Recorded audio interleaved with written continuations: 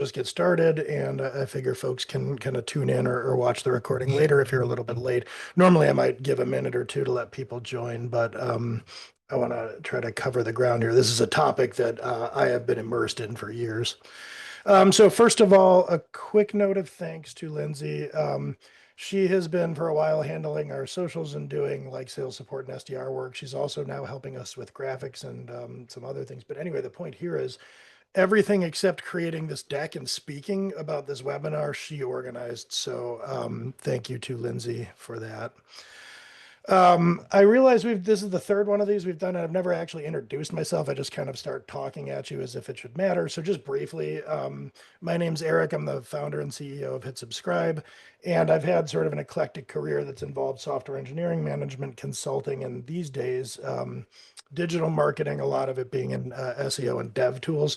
So I'm introducing myself in this fashion by way of like, this is why I know things about this topic. So we're talking about organic traffic changes, growth, decline, that type of thing today. And the first thing I wanted to cite here, because you've got this elephant in the room of answer engines these days, is why does this matter? Why does this still matter? And the first thing that I want to say is that while SEO may be dying, according to various bleeding edge and leading or early adopters, things tend to be dying for a really long time before they actually die. I'm citing mainframe computers here because in my management consulting days, I would go into banks and government agencies and help them deal with their mainframes, in the year of 2016. So even though mainframes have died many, many years ago, they're still factoring into our society. So SEO is probably not going anywhere for a while, at least not totally. It will change and evolve, but it remains today one of the most cost-effective and predictable channels to target in terms of modeling and achieving success. And the other thing I'll say here is that at its core, SEO is question and answer. It's nothing more. Keywords are questions. URLs on your site offer up answers to those questions. And humans are going to continue to have questions and want answers going forward indefinitely. The specifics of how they get to that and how you distribute the answers may well change and evolve, but the nature of that content itself will still be relevant. Before getting into the specifics of growth here, I want to throw out just to seed kind of the discussion here, a few things that I hear that I think of as myths and just kind of plant these in your head, and then also a few principles as I go through these slides. So a myth that I hear a lot is our traffic is declining because we haven't published much lately, and lately being we're losing traffic this week because we didn't publish things last week. That isn't really how organic is going to work as a channel. It's not that temporal. There's some really long lead times. Another thing I hear a lot is the algorithm hates us. No, it almost certainly doesn't, I promise you. I'll get a lot more into that, but I hear that way, way, way more often than it's actually true. We have a lot of traffic, so we can stop producing new content. That's a misconception. You would need to produce new content even to sustain high levels of traffic. We have stopped growing. I mean, people don't actually say we're invincible. We've stopped publishing and are still growing, but that's kind of the attitude is like, look, we're not even really doing anything and our traffic is still growing. Cool. Dragons becoming, if you're thinking that way. And then I'm throwing this last one in here because as every SEO consultant in the world blames your site performance, even though that's rarely actually the problem. That's just an easy thing for them to point to that isn't in their purview of responsibility. So be skeptical of any SEO consultant that's telling you everything is the problem with your site's performance. Principle wise, some things to bear in mind about SEO that will help frame what I'm going to say. SEO and generating new URLs specifically is a lot like your retirement savings. The answer is always more earlier is better, just across the board. SEO also as a channel has very long lead time for results compared to anything else that you might do. And kind of the other side of that myth that I was citing is what you see happening today, traffic trend wise, is often the product of decisions you made months or even years ago, not the decisions you made today or last week in most cases. If you've unpublished most of your site, that will obviously be an exception. And then the big thing to bear in mind philosophically, the way that we approach SEO is that keywords are basically just questions that people are asking, leaving out words, and the URLs on your site are answers to those questions, at least if you're targeting the channel successfully. So let's start out with growth. That's the fun one and the logical place to start. It's the thing that happens earliest in the time frame of your site. So done right, you've probably seen this before. Organic traffic graphs look like hockey sticks in the first couple of years in particular. And I can say that this is absolutely true. This is based on a model that I have, and I'll show you more later. But in general, we have seen more graphs than I can count that look like this with clients that we've worked with. So it actually does tend to look like a hockey stick, flat for a while, and then shooting up after some number of months. The question is, why is it like that? Um, the important thing here to understand, I'm going to zoom in and be more granular and talk about an individual URL. So let's say that you pick a keyword, a primary keyword to target with a piece of content that you're going to create on a URL. Here is the life cycle of that one URL over the course of 3, 4 years, let's say. The first thing that happens when you hit publish is a phase that I call thrashing. So the search engine will index it, and after some amount of time, it will start to show it to searchers. That will be very sporadic and unpredictable in the initial months. So on one given day, you search for your post, and it may be in position 9. The next day, it's in position 80. Then it's not in the top 100. Then it's in position 12. That's expected in the first few months. I call this thrashing because you may get some traffic here and there, but you can't really count on it. If you have done the right thing, so to speak, you've optimized, picked a winnable keyword at some point, and I can't really give you timelines because this is going to vary based on your site, but at some point, let's call it N months from now, maybe 4, 5, 6 months, it will start to durably be on page one, probably lower page one. And this is the point at which it starts to actually bring in material traffic. So this particular URL that I picked has a relatively short thrashing period. This period here is growth. And it gets onto page one, it stays there, and you will typically, if you look at the daily traffic graph, it will have an upward trending regression line. That growth period will last again for a period of time that's going to vary by URL and site, but a lot of times you might call the average for growth to be something between months 6 and 15. So it spends those months steadily increasing in traffic. Then it enters the plateau phase, so phase 3, and that's when it's kind of maxed out. It hits this equilibrium where competitor new articles are catching up to it, where it's ranking for all the keywords that it's going to rank for, and it just kind of holds steady for a while, and then it enters into a longer tail decline phase. And that phase is usually terminal with a URL. It's just a question of how long. So it will often tail out gradually over the course of years. If you execute refreshes, you can make that slope gentler. You can maybe make the plateau longer, but on a long enough timeline, people will lose interest in the subject. Nobody's Googling about Visual Basic 6 anymore. So no matter how right you do that and how many refreshes, the topic just goes away. So that is the life cycle for an individual URL. Your site is the sum of its URLs. And I mean, that sounds obvious. It's kind of like I think of, I hear the productivity hack that's like, if you say yes to doing something right now, you're saying no to everything else. And you think, like, well, yeah, I mean, obviously, but also that's kind of profound. The fact that your site is the sum of its URLs in my mind is one of those things, because people tend to think of traffic as a property of their site. But in reality, the reason you see a hockey stick graph is that you're taking this graph right here and you're adding a whole bunch of those as you publish a large group of URLs over the course of a period of time. So really, the hockey stick shape and the eventual plateauing and aggregate decline of a site is explained by summing up that behavior at the individual URL level. So Google doesn't like or dislike your site all that much. More they like or dislike individual URLs that add up to the total of your site. So I kind of jumped the gun on this slide a little bit talking through that, but the insight here is that site growth is aggregate URL growth. And what this means, to call back to what I was saying as a principle, is more URLs early is better, because it's just more additive things contributing to the beginning of that hockey stick. You're starting the clock earlier, you're incurring the thrashing earlier, you're getting to the fun part earlier, the earlier you do things. So lots of answers, lots of URLs that are appropriately targeting keywords is 90% of the game, I would say. And over here on the right, I took some blog posts and eventually turned those into a book that I wrote a year or two ago and published, called SEO for Non-Scumbags. little tongue in cheek on the title, but the idea is we believe in doing SEO really as this Q&A thing. And I joke and say that this is, our massive killer pillar value bomb thing for SEO.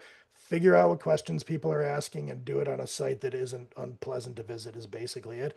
That will get you 90% of the way there if you're answering those questions on your site in good faith. So let me talk briefly through a couple of other things that would contribute to growth and that hockey stick curve. Backlinks and what's called domain authority. Domain authority is a proprietary Moz metric that is sort of a quantification of how much the search engine trusts your website.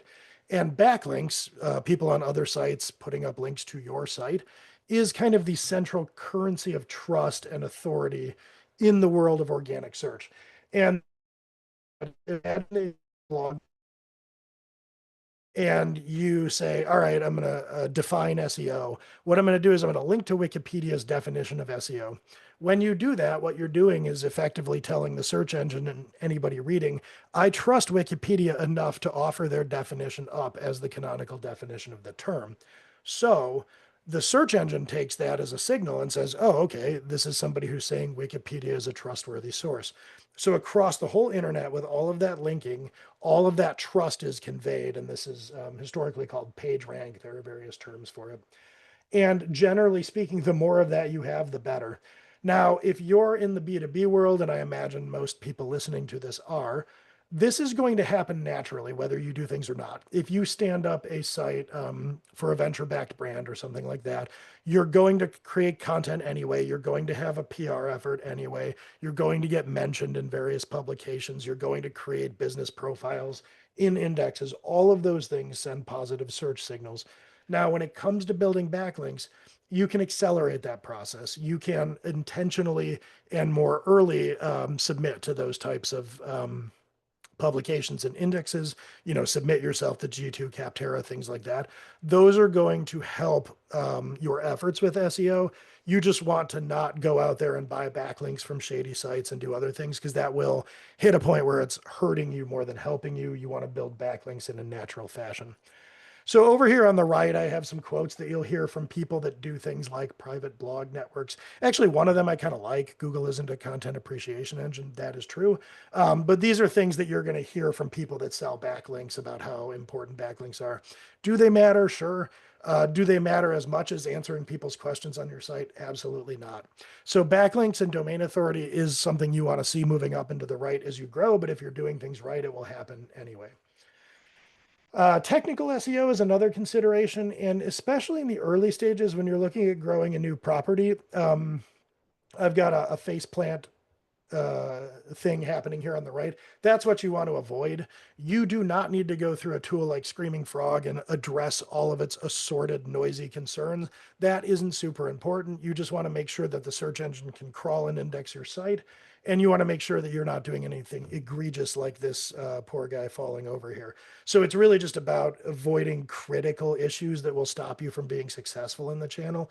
Usually, most of the technical SEO concerns that are going to emerge will happen on larger sites way further along in the stage of growth where they have tens of thousands of URLs and the complexity that comes along with that. So again, make sure you're not doing anything horrible, but in the growth stage, it's more content sooner. And then finally, what about content quality? This is actually an important concern. So when it comes to content quality, I would say that is important, but I would, with the caveat that I would define content quality a little bit differently than you might, especially if your background is in PR or comms or something like that. So as the grumpy SEO guy says, that's a guy who had a podcast that said Google isn't a content appreciation engine. I actually like that quote. Google is not parsing blog posts and saying, well, this person has an acerbic wit and I enjoy this content. It's well structured and it has a thesis and support. It's not doing things like that. It's not grading the content. What it's doing is putting people onto the content and it's observing their behavior. I mean, they probably say they don't do this, but they obviously do. They've got the analytics tool on your site. They've got a browser that's dominant in the market. They have every capability to surveil users that are landing on sites. And I am sure they are doing it. And they are watching how people behave on the site. So quality is Does the question get answered? Does the searcher click on your URL, read through the article, and then close the tab thinking, yeah, that answered my question, I'm good? That's the quality you're looking for from an SEO perspective. Now, I will mention that there are other concerns at play, brand concerns. So you get people onto your site, you obviously want them not to think that you're silly or you're making factual mistakes or whatever. So this isn't to say that other forms of quality don't matter to you and your brand. I'm purely talking about SEO. In SEO terms, quality of the content is the effectiveness with which it answers the question that the searcher has. So, as it pertains to growth, here are some quick principles and best practices. I'm going to have a dedicated section closer to the end, but here are some things to bear in mind. In the left column, you want to eliminate technical blockers. So, you don't, there are some things to check off from a technical SEO perspective that you want to make sure of. But you don't want to worry too much about that. In the early going, promote, spread the word, do PR stuff, do the things that you would do as a brand building a site in the B2B world, and you're going to get backlinks. And just focus on establishing the business and the brand. You have enough to do without trolling the internet looking for linking opportunities and SEO. Like your natural activities will take care of these things and be enablers. Then on the right, you're going to want to identify relevant questions, keywords, and you want to crucially find winnable terms. So if you're in the DevOps or observability space, you're probably not going to have a lot of luck targeting the term DevOps or observability. Too difficult. So focus on things that you can rank for and get some early traction. And then by and large, produce URLs early and often. Just ship, have a bias to shipping, especially if we're talking about like an early stage company. There's a tendency to have spotlight effect, but in the early going, very few people are reading the site. So if you're getting URLs up and indexed and you want to revisit them later and make them prettier or add things, you can do that, but have a bias towards producing content in the early going. If you're interested in reading more, I wrote an article years ago for HeavyBit. This is an actual site that I stood up, and it's an actual hockey stick shaped thing from old Universal Analytics. This site, just as an exercise to see what would happen, we stood up a bare bones WordPress site with a not very pretty theme, no backlinks, no promotion, no social media, nothing. We just targeted long tail keywords that were fully formed questions that were registering zero volume in search to see what would happen. And so that, for instance, was what do programmers wear to work? We created a series of pieces of content like that. And with no promotion or anything in any other channel, this is what that traffic graph looked like. So this is an answer to the question of what will happen if all you do is produce URLs that answer people's questions and you worry about absolutely nothing else. You will still grow. I can say this empirically from experience. So growth is maybe the most interesting one. Let me pause here. Lindsay, do we have any questions at this point? No questions currently. All right, I will move on then. I'll take a quick sip of coffee and go to the next slide, which is going to be about plateaus. So after some amount of time, traffic on your site will plateau. Oh, I see a question in here. What changes in the world of AI and Google AI mode? I'm going to have a section at the end where I talk about that in depth, so I will address that. SEO traffic plateaus happen, I would say, for two primary reasons. The first one is you let your foot off the gas, and this happens constantly. Um, the the other one is you hit an equilibrium point, and that's a little more nuanced. I'll talk about that one second. So you might let your foot off the gas intentionally because you just have specific goals and you get to a monthly traffic and conversion rate that suits you. Or more commonly, other things come up, you get busy or distracted, you stop producing content. So the market saturation piece, this is a little bit more intentional. Let's say hypothetically that you were saying as part of our go-to-market, we want to reach Terraform users. We want to reach as many Terraform users as possible. I did a little bit of recon on that and calculated the addressable market through search of Terraform users as being about 60,000 searchers or visitors per month. So let's say that that is your main strategy, and eventually, after a couple of years, you get to 60,000 searchers per month. You call it a day and say, yeah, that's about what we need. Let's flip over and figure out how to sustain this traffic. That intentionality isn't common in plateaus, but it does happen and it's perfectly reasonable. More common than that is assuming you're done. So you take your foot off the gas because you think you've solved this problem. And what I've got here, this is from a modeling tool that I have. Um, this is a very realistic scenario. So let's say in January of 2025, you decide you want to target organic traffic as a channel. And over the course of 6 months, you produce 30 URLs. Now, here in the modeling exercise is what that graph looks like over the course of time. So you have the thrashing of these URLs early on, then they all kick in and start to grow, and then eventually you're going to plateau. Now, understand the timeline calendar wise. Here's a hypothetical. So you're doing this, you're really committed to the channel for the first half of 2025. Then you start to undergo a diligence. You're going to raise another funding round. You tighten the belt on spending and say, yeah, we'll come back to this. So that goes on for a little while. And then you see that you are experiencing this incredible growth, even not producing any content. So now, when the next round is raised or whatever, it's a lot less urgent feeling to go and start producing content. You're growing. Why fix what isn't broken? So you don't do anything. You put it off. It's not urgent. And what happens is you fast forward into 2026 and hey, we seem to be leveling off. So that's what I mean about assuming you're done. It generally doesn't take the form of some conscious decision in the moment to say, yep, we're all done. It's that other things come up and you are reaping the benefits of what you did before. So it creates the illusion that that will continue indefinitely. Um, the other thing here is tactic thrash. So this is fairly common, especially in the startup world, for entirely understandable reasons. So maybe collectively as an organization, you're getting some shiny object syndrome. There's something new coming out that you want to target. So you're reallocating resources to be in other channels, get into TikTok, talk about what have you, and you pull that away from the SEO content. You might just decide you're having a lot more luck with a sales-led motion or something like that. Leadership changing. I mean, I imagine everybody listening can relate to this happening. Or you bring in somebody, I'm calling this content manager Carl, who comes in and says, hey, my background is PR and comms or even literature. And like, we really need to tighten this up and get this all has to be AP style. So you produce content more slowly. All of these are things that contribute to hiccups in the production. So you see a bunch of fives and then a bunch of zeros and then maybe a one, two, three. Tactic thrash contributes to that, and that echoes later in the traffic results that you see. Um, so the insight here, traffic plateaus are almost always involuntary. It's pretty rare that anybody comes in and says, like, we're going to grow to 60,000 a month, and that's about what our customer intake can support. So we're good. More often than not, it's inadvertent through tactic thrash, some of these other things that I mentioned. And when you observe it, you will think that it's the algorithm. It's almost never the algorithm.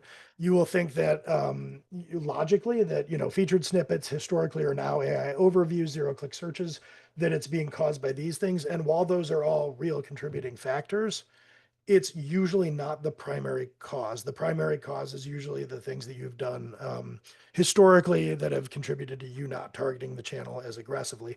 Because something to bear in mind is that a plateau, it isn't just that every URL on your site is getting the same traffic every month. What's really going on under the hood is that some URLs are declining, others are growing, and those forces are offsetting each other.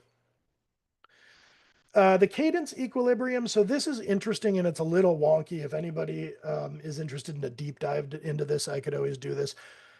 But something to understand here, this isn't exactly voluntary that you could plan for it. But if you were to set out and say, we're going to produce 5 new URLs every month forever, you would hit a point where even if you did that, you stopped gaining. And the reason that would happen is when you have traffic in a steady state, it's going to decay. You're always losing traffic because you have URLs that are in that decline. What happens in the equilibrium is that the amount of traffic that you are losing, 2% a month, let's say, is offsetting the amount of new traffic that your production is creating. So in this sort of simple view of each new URL you produce peaking at 1,000 visitors per month, at 250,000 visitors, if you were losing 2% of your traffic, you would be losing as much traffic as the new content was producing. And this is a real thing that happens with sites, usually well into the six figures, where your good faith efforts just can't produce any more traffic. You would have to actually queue up and load up even more content if you wanted to grow. So when it comes to the plateau stage of this, understanding and diagnosing is important, and then thinking about maintenance is important, like if you want to grow. Um, so one thing that I would suggest doing first and foremost, if you're observing plateauing and you're wondering why, is to map. I'm calling this historical URL cadence. So basically, look back at your content production calendar, chart it out by month, and how much did you produce, and did you slow down 6, 8 months ago? That's the absolute first thing I would look for. So you're gonna, and this N varies by site. Long established sites, they might be ranking in 2 months. New ones, it might be 8 months. But if you're looking some number of months into the past at what you were doing in terms of producing new URLs, that's going to be very informative as to why you might be seeing what you're seeing. You would also want to look at the new URLs that you are producing. Are they hitting growth, or are you having issues where you are, for whatever reason, not ranking or having trouble? So it could be that for some reason the stuff you're doing now isn't working. You could also look at what's happening to your, I'm calling these prime URLs. So URLs that are in the growth or plateau stage that are driving a lot of traffic. Is something happening to those that's causing you to hemorrhage? And are the declining URLs declining gradually, or is it sharp? So you can look in and kind of see what are the depressing factors among the URLs that you have that are preventing growth. For maintenance, generally I would identify that monthly new content cadence that you should need in order to sustain, and then see that you're doing that. I would also make it a point to regularly refresh content to stave off the decline and make that decay figure smaller. And in particular, if you can, identify the top content or top traffic sources on your site, whether they're individual URLs or groups of URLs, like your site's glossary or your site's tutorial repository or something, your docs. So kind of divide and conquer and keep an eye on how those things are doing so you can do more targeted triage. And that will let you mitigate these stagnation trends. So anyway, carefully tied into plateaus is decline. It's a fine line between trend line plateauing and starting to decline. Um, so with SEO traffic declines, as I kind of alluded to before, usually this is also not the algorithm. When somebody is asking me about declining traffic and thinking it's the algorithm, it's pretty unusual that that's what's going on. So let's look back at our graph from before. Here, we did our production for a long time and then we stopped. Now you're going to grow and you're going to grow. You're going to level off. This will probably be more smoothed on your site. And it's going to be somewhere in here before you really say, oh, this isn't just temporary. It's not an aberration. We're kind of plateaued and even declining. So it's perfectly natural. You haven't thought about content production in a while to say, what's going on? Google doesn't like us. But in reality, this is the same basic principle. There is probably a year or more of time in between what you've done with the editorial calendar and when you're perceiving a decline. Um, so this is hard for people to understand because often the site principals, the people who are in charge of this, don't really understand just how glacial the lead time can be between action and reaction, or cause and effect, when it comes to organic. So they're trying to correlate what's happening now, the algorithm or AI, with what was actually going on quite a long time before. So I thought I would walk through what traffic declines look like, a couple of different things that you might see. This is an actual site. I mean, this isn't customer data. This is Ahrefs, so I'm not sharing anything I shouldn't be. This is a site where we did a lot of work with this site from 2017 to mid 2019 or so. And then they just decided on a different marketing approach holistically and de-emphasized organic traffic. So the natural thing that happens here with this lead time is around here we stop, but the site, barring whatever it was happened here, keeps growing.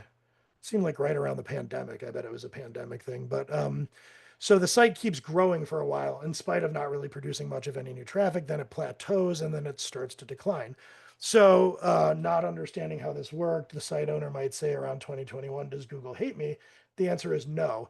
This is absolutely the classic organic graph of somebody who does a lot of work on it here and then abandons the channel. You get this trending action and then over the course of time, gradual decay. Other things that might be happening to, that's worth pointing out the shape of it. So if somebody shows me a graph like this, except without like this latter part, does Google hate us? Is it the algorithm? The thing I would ask is, is it Christmas? because B2B searches stop at Christmas. In all seriousness, is it seasonality? Is there some regularly occurring and sort of predictable thing that is causing a traffic decline? Because that's not AI, it's not Google, it's not anything else. It's not even something to worry about. So that's usually seasonality. If you want to confirm on this, just go look for the prior period of whatever this is and see what your traffic looked like. This is also a live or an actual reality screenshot of me screwing up hit subscribes Google Analytics at one point. Um, Another thing that can cause what seem to be catastrophic declines is, oops, the Google Analytics plugin in WordPress broke for a while. We don't actually really rely much on organic as a channel, so I didn't have a lot of reason to notice this for a while. So you can have all sorts of decay that are, alarming in nature, that are, you want to explain it by some kind of market forces, the algorithm, the AI trends, et cetera, that are explained entirely via other things. So when you're looking at a traffic decline, here are some things to think about and check. Number one, to underscore this point I've been talking about the whole time here, is your own cadence of creating and publishing URLs. That's the first thing I would look at, is just, did you stop at some point, and might that contribute to stagnation and decay? Changes with your analytics, changes with your measurement, because that's going to show up obviously and disproportionately, and also be a non-issue, because it's not like if you uninstrument Google Analytics, you're not getting visitors. Seasonality, like I mentioned, you would want to look at that. But then other things you can look at are, did you just recently migrate the site from one CMS to another, change your domain name, stuff like that? Torpedoes traffic all the time in often a fairly catastrophic looking way. So those are moments where you can make sort of critical technical SEO blunders that actually do torpedo your traffic. And then also, they result in removed URLs. That probably sounds funny to anybody listening, but you would be shocked at how frequently somebody just unpublishes half of their site with some CMS error, and nobody notices that for 2 months, and that creates a catastrophic fall off. I have a link to a blog post in the end that I'll have links in the deck too that you can check out. But I wrote a post, I think it was last year, called like, "It's probably not the algorithm. Here are reasons your traffic declines." So with that said, what does the algorithm look like? What does it look like when you get algorithmed? Generally, it's going to be a traffic decline that neither looks like normal gradual decay, nor does it look like a catastrophic fall off. It's kind of in an uncanny valley between those things. Um, when you see something like this, so here's an example of that appearing to happen. So you've got a gradual decay pattern that is potentially expected for this particular anonymized site, but then it sharpens right after an algorithm update and then goes back to gradual. That is what a potential algorithm correction looks like. If you're worried about that, you want to go in and look at tools like Ahrefs and Search Console to see if you have parallel loss of rankings, impressions, and traffic all occurring together, because all of those are going to be leading indicators of traffic loss. And what you're really looking for when the algorithm kicks in is you're less visible for searches. So the flip side of this would be, let's say that you are staying as visible for search as ever, you were getting as many impressions and you were ranking as well as ever, but traffic was declining. That might be some kind of technical problem.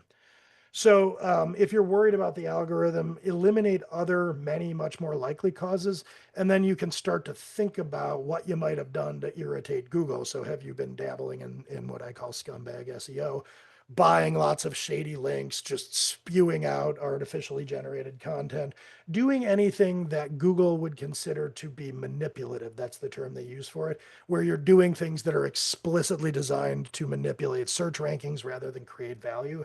Those are the kind of things that get you algorithmed.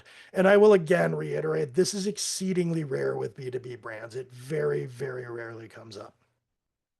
And then last here, when we're talking about traffic decline, let's talk about what AI traffic loss looks like. So this is where Google is putting into search AI mode, and that widget is coming up and answering questions like, what is observability?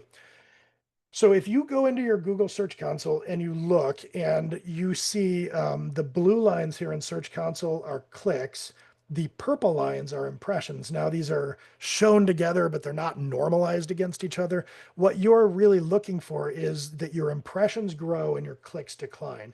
What that's telling you is the search engines and the crawlers like your site as much as ever, and they think you're great, but you're getting fewer click throughs because the AI mode is itself taking your content and showing it and your brand to people. So, when you're suspecting that this may be happening to your site, if you go in and you see something like this would probably confirm that suspicion that you have historically targeted a lot of things that are now being shown and explained via these AI search widgets. Volatility. I'm going to spend just a brief amount of time on this because it's uncommon with B2B brands that have substantial traffic. So volatility means in February, you have 120,000 visitors to your site. They're organic. Then in March, it goes down to 50,000. Then in April, it goes up to 180,000 or whatever. So you've got this thrashing going on. Let me speak to that for a moment. Because this basically never happens with well-established sites that are healthy. So you would see volatility in gross traffic to a site that hasn't really targeted organic and just basically ranks for its own brand. So if from month to month, different amounts of people Google that brand, it goes up and down. That's common. It's also common in top heavy sites. And what I mean by that is over the years, you've built content, you've never really targeted organic, but you just happen to have a few URLs that drive a ton of traffic. So maybe you're bringing 20,000 people a month to your site to 3 URLs. If that is the case, then you are going to see volatility because any little thing that happens in your rank to one of those URLs is going to show up in fairly dramatic fashion overall. This is also going to be something. So if you're a bigger site that has targeted the channel successfully and you see volatility, this is almost certainly some kind of intermittent technical or measurement problem. So what's going on here isn't that your rankings are fluctuating that wildly. It's that there's something periodically barring people from getting to your site or causing reporting problems or what have you.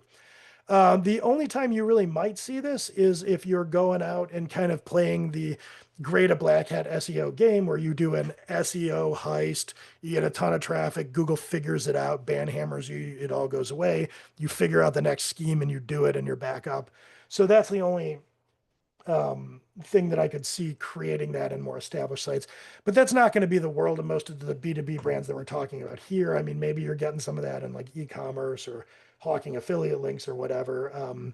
It's not common among our client base. So generally, if you're seeing volatility, there's something under the hood that needs to be looked at because that's not a healthy sign. Okay, so the next thing I'm going to get into is kind of like longer range planning, and then the last thing will be search in the age of AI. But any questions about what I've talked about in the last few sections here? I'm going to take that as a no. Lindsay, please interrupt me if you see anything. We have a Um, question that just came in. Best advice for general assessment. for general assessment of declines, the shortest form I could give of answering this would be divide and conquer. So the absolute first thing I would do, well, the first thing I would do is go back and look at the production cadence and see if it seemed to make sense that we had tailed off. If that wasn't the case, then I would instrument the site or so we're doing this a lot with tooling, but basically divide and conquer and say, okay, we've got the blog, we've got the glossary, we've got the news section.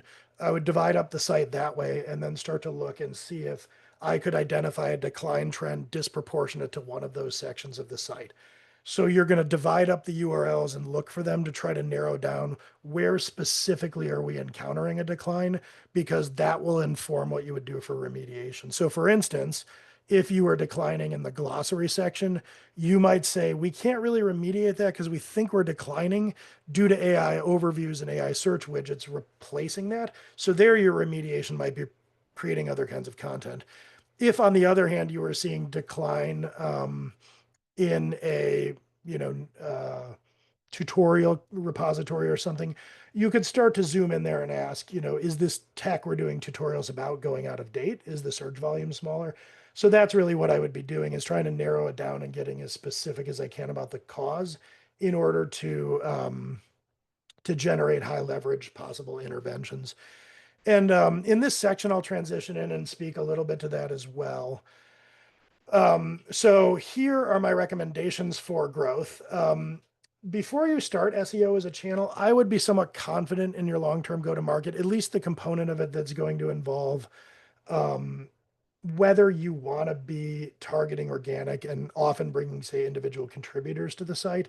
Because if you think that in a year you're going to change it all up and be entirely sales led, this might not be the moment to invest in a channel like this.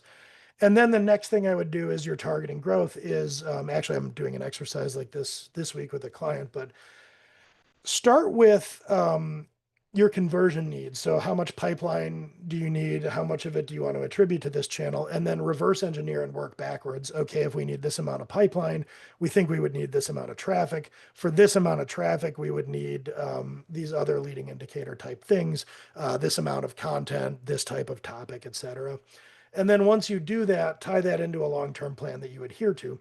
So if you're going to need to produce 100 URLs to hit that, 2-3 year growth goal, do that, make sure you're sticking to that plan and avoiding distractions, at least until you come in and say, okay, if we're going to abandon this or take resources away, this is what the impact is going to be. So if you do have other things that come up, you at least want to adjust down the things that you did here. Definitely want to remove blockers and add force multipliers. So what I mean here is don't do the shotgun foot things with technical SEO. Anything you can do that will make things earlier and often, bring a lot of content producers to bear in the early going. Anything you can do that accelerates the timeline is good. Front loading is ideal if you can do it. And I recognize the bizarre optics of this, given that we're historically a shop that sells content that I'm saying like, yeah, buy a lot of content right now. I would give you this advice, even if you had no intention of doing anything with us and we're going to use all internal fulfillment or whatever. More earlier is always better. And then monitor leading indicators to tune. So you don't just need to hit publish and hope Google brings traffic to your site in 6 months. You can see how quickly they index your content. You can see how quickly you start to thrash. You can monitor all that so that you have earlier warning signs if something is off track. When it comes to planning the plateau, if you have the answer to business questions, I mean, it can be a little speculative to look this far out in advance, but if you know what your customer intake capacity is, if you know the addressable market size, you can actually think about the point at which you're comfortable with a leveling off and getting to equilibrium. If you know that in advance, it's going to help you with the planning. So when you're thinking about where you might call yourself good in equilibrium, create a plan that gets that many people to your site as quickly as possible. And then you're going to flip into sustaining mode at that point. You're going to want to work backwards, like I mentioned earlier, when planning from a growth perspective. This is also true for plateauing, thinking about the topics, the keywords, the searchers that are going to land on your site. And one thing I would always stress here is if you have significant growth goals, if you want to produce 100, 200, 500 URLs, you do not want to sit down in each week and say, what should we write about this week? You should think about the content as a broad content corpus and think about it in terms of acceptance criteria. So basically, if it's a tutorial about Terraform, we're going to publish it. If it fits into our DevOps glossary, we're going to publish it. So that's the form of ideation you want to be doing so that you're not in a quagmire of individual ideation. If you are in bleeding mode and you want to stop the bleeding, the first thing honestly to ask, I mean, this sounds flippant, but like ask yourself, like, who cares? If you lost, 200,000 visitors per month from your 800,000 previous 6 months ago, have you actually lost any pipeline? Has this impacted anything? Or is it just all visitors from when you set up, some kind of like content thing a couple years ago that didn't turn out to do anything for you? So if it's some vestigial asset you don't care about that's declining, you might just not do anything about it. Now, let's assume that it has caused some problems that you want to address. This is what I was talking a little bit about in my question answer. You want to trace it back to root cause as best you can and hypothesize tactics about how to fix it, or if you can fix it.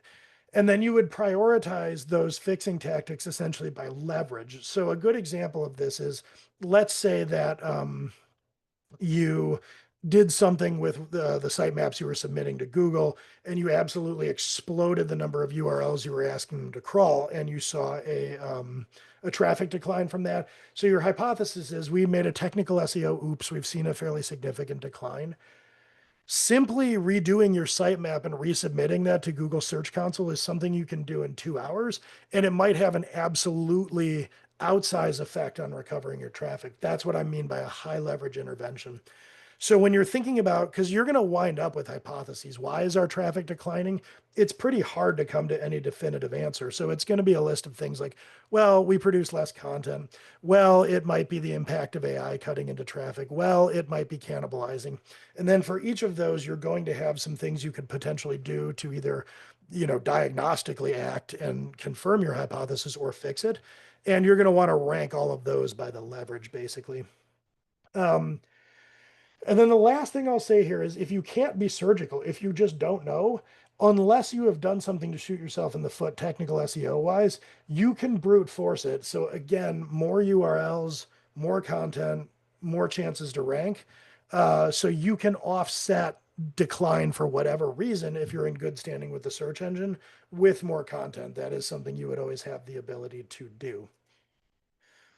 So last section here, traffic changes in the age of AI, hedging and future proofing. The first thing I want to say here is what's going to work. Right now, nobody really knows. I mean, I look at articles that talk about how like even the LLM tool makers don't know why these things say what they say exactly. I mean, by design, that makes sense. It's artificial intelligence.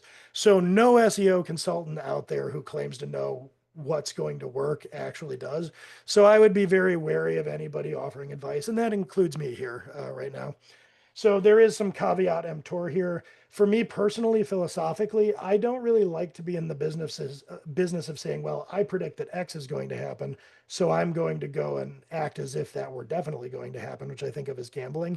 I am much more of a how would I address, say, cannibalization from an AI search widget, and then monitoring and having a contingency plan if that does happen. So I am giving my recommendations in this space with that in mind. So first of all, here is what we know. I'm starting with the yikes. Like if you have a significant organic traffic program, these are things that are probably alarming. So people we know are adopting answer engines to ask longer form, more interactive questions. There's no doubt that's going on. And this is an interesting graph that I pulled from this site, 39 Celsius. And this is similar to what I was talking about with my Search Console snapshot earlier. They're showing that impressions are increasing, click-through is decreasing. So we do know that that is happening. Visits to websites, especially around certain search terms, are trending down while impressions trend up. So people are in the answer engines more. There's no doubt about that. We, Hit Subscribe, have observed this. We have a tool, Osiris, that lets us instrument and tag URLs on client sites. So we've been looking at what types of URLs tend to be affected. And the types of URLs that tend to be affected are kind of the ones you might think if you were just giving this some thought, which is definitions. So, if you're wondering what observability means, Google is now producing an AI widget that explains that to you. So it stands to reason there would be fewer clicks through onto a URL that says, here's what observability is. Comparison type content also. And then the ones that seem more durable are things like tutorials and guides. So we really haven't seen as much decline with that type of content. And this isn't a blip. So I don't imagine that if you're looking at this graph, it's all going to invert in 6 months and Google's going to abandon their AI interactive mode. So it is a trend that is likely to continue. However, on the flip side of this, I snapshotted an anonymized graphic here of growth. We are still able to drive organic traffic hockey sticks at will. That hasn't gone away. So more URLs early is still working. The question and answer paradigm is still broadly useful. So whether you're asking ChatGPT a question, whether you're asking Google the question and clicking on a search result, whether you're going directly to Reddit and skipping it all together and doing a Q&A, people still have questions, other people and entities still have answers. And so if you're creating question answer paradigm fulfillment, it's going to be something you're going to be able to use regardless of the broker. So it might be that you're trying and hoping ChatGPT mentions you. It might be that you're pursuing increasingly a channel like Reddit to like maintain that human back and forth. It might be something altogether different that we don't even know about yet. So the content itself is still likely to be useful, however people get to it or see it. The other thing to bear in mind here is that answer engines are crawling and using your content. So even if those click-throughs and even if the time on your site is declining, your answers are still making it to people, and I think that's worth something. And the other thing that I've started to do is instrument all of our measurement down here where we're looking at client sites. We're also curious as to how much traffic they're getting, referral or otherwise, that's attributable to answer engines. And this is another anonymized graph of this where you can see that even as the SEO traffic might be declining, you're seeing an explosion in referral traffic from these answer engines. So I don't know that those two things offset, but they're certainly countervailing factors against each other. So you might get less SEO traffic through Google and more referral traffic from answer engines. This is me, and again, caveat emptor, if you trust me, you can trust this advice, but what I would do tactically if I had a site for SEO, I would monitor by content type and campaign, meaning the way I was talking about narrowing down the URLs on your site.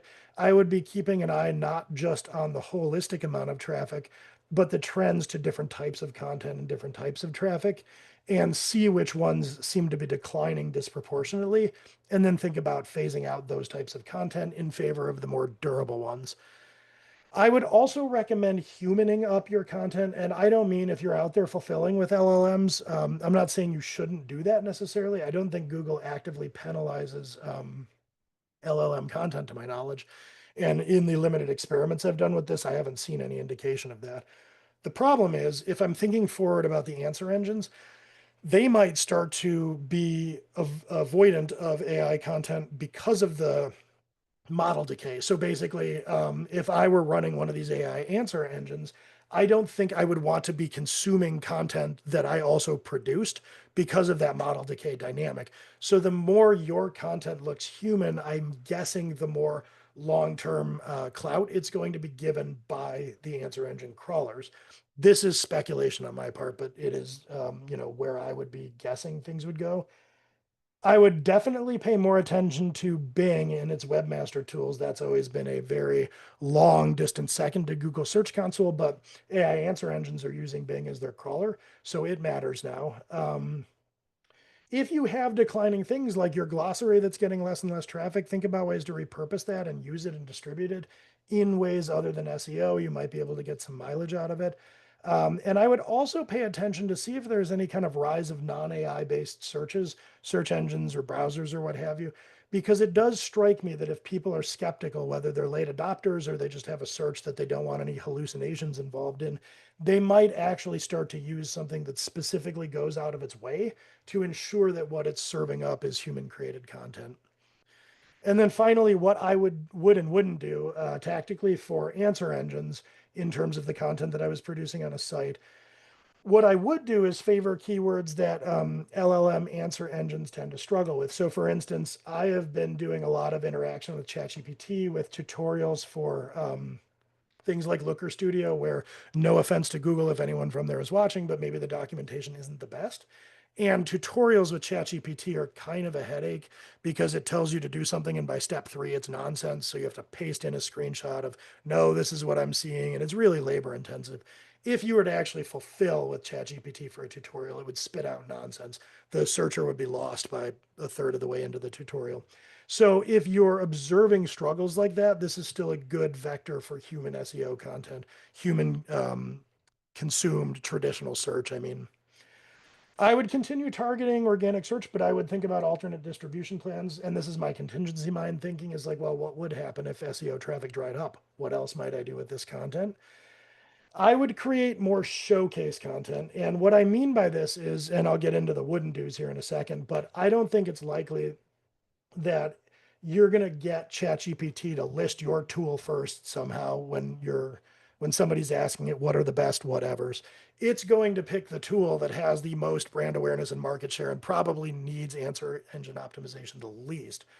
What I would be thinking about instead is what unanswered pains are out there? What can your offering be used to do that maybe people aren't even aware of? You create that content, you can distribute it to people, in your sales cycle, and it can be useful to them. It's good use case, showcase content, but it also will get crawled by the LLM crawlers and picked up as here is a way to solve this problem, so that when somebody is in ChatGPT not asking about tools, but how do I do whatever, how do I streamline my payroll, ChatGPT might say there's a whole category of tools called X, and for instance Y is one of those tools. That's what I would be creating content around, both because I think that's what's likely to start happening, and also because the worst case here is you've just created sales collateral for your buying pipeline. And I would also monitor what kinds of searches LLM engines immediately do web searches for. So if you go into ChatGPT and ask it something and it starts thinking with its little white circle and then it answers, it's got that answer in its guts. If the first thing it says is searching the web, that's it telling you in the only way it ever does that it maybe isn't super confident in its answer to what you're asking. So if you start identifying those types of questions and especially trends, then you might think about filling the void there, knowing that it's going to go out and crawl that you have content there. What I wouldn't do, I wouldn't go into Chat GPT and try to figure out a way to mention hit subscribe when somebody is asking it what the best dev tools for SEO is. And as an aside, if I go in and ask it this, it will absolutely tell me hit subscribe. If you don't know this, Chat GPT and these tools are very sycophantic. Their whole thing is to tell you what word you want to see next. So they absolutely default to gassing you up if you're asking about your own brand. So if you're ever looking to see how you fare in there, I would log out and do that from some kind of anonymous account. So I wouldn't try something that simplistic. The tools they're going to mention are the ones with established brands, lots of social proof. They're going to mention you if you've been doing all of your marketing things right already. I wouldn't approach AEO in a similar way to SEO. I'm not going to get too much into that. It could probably be its own entire talk. But SEO has evolved long since the days of stuffing keywords into headers and all this. Simplistic things don't work anymore. So I wouldn't just assume that you can take the long-standing historical and gradually evolving SEO playbook and just say, okay, now we're just doing this with a different kind of search engine. I would think about a fundamentally different approach. Um, and finally, I wouldn't continue targeting topics that are a better fit for interactive Q&A. So for instance, just something I'm struggling with in my life is I have a 2023 Grand Cherokee that's an absolute mess of a car, constant problems. And if I go Google things like what's going on with this specific version of Uconnect and Grand Cherokee and this trim package, combing through the forums is a nightmare. Now that ChatGPT is out, I would never do that. It has crawled all of that. And that kind of interactive contextual triage, I have this specific car, it's doing these specific things. Here is some follow-up information. Nobody's going to Google that anymore once they get used to this paradigm. So be on the lookout for something where the searcher is trying to do something that would probably be a much better fit for interactive Q&A, and stop trying to address that with SEO content. And then finally, taking the long view here, things that I would say about this in general, humans are still going to want content created by other humans. The distribution of that might just change. So in general, if you are creating content for humans, SEO or otherwise to read, it's just going to be a question of figuring out where they're looking to go to find that content and getting that content in front of them. It will still be relevant. Again, outside of the world of bleeding edge people and early adopters, supposedly dead things take a surprisingly long time to die. So, voice search and featured snippets and all these things have been killing SEO for 20 years, and it's still managing to stick around. So I don't imagine SEO is going to die real soon. And finally, the last thing that I'd say, if in good faith you're creating content that helps people by answering their questions, there is going to be an audience and a use and a venue for that. So it's just going to be a question of figuring out the best way to navigate that. Your impulse to create that content is valid and valuable. And wow, I took us right to the hour here. Before taking any other questions, I will mention, because I've forgotten to do this in the other webinars, I get sidetracked. We can help with this. If you want a consult on a plateau or a decline or something like that, feel free to ask. We can get you a link. I'm happy to talk shop, no commitment, no nothing. I mean, as you can see, this is just interesting stuff for me. And then with that, any questions here in the end, or has anybody supplied any questions? Currently, there are no new questions. All right, I took up the entire hour and got myself on the hook for a Q&A. So before I wrap, I do have a few reference links in here that I mentioned throughout. So there's the thing I took the screenshot of, Osiris, a Substack that I write, the book, if you're interested in the It Wasn't the Algorithm blog post. So if we distribute this PowerPoint after the fact, you can have access to those links. And I will wrap it up with that. So I appreciate everybody tuning in, asking questions, and anybody watching or reading a transcript after the fact. And we're going to keep doing these because it's fun, and I think people are getting some value out of it. So thanks, Lindsay, and thanks, everybody. And I will catch you next time.